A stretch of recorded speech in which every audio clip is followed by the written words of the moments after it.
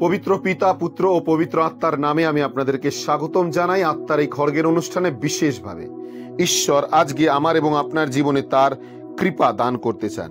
তাই তিনি যাকবের পুস্তক অধ্যায় 1 পদ সংখ্যা 21 বলেছেন, তাই তোমাদের মধ্যে যা কিছু অশুচিতা ও শটতা এখনো থাকতে পারে তা বর্জন করে তোমাদের অন্তরে সেই রোপিত বাণীকে সাদরে গ্রহণ করো, যা তোমাদের প্রাণের পরিত্রাণ সাধন করতে সক্ষম।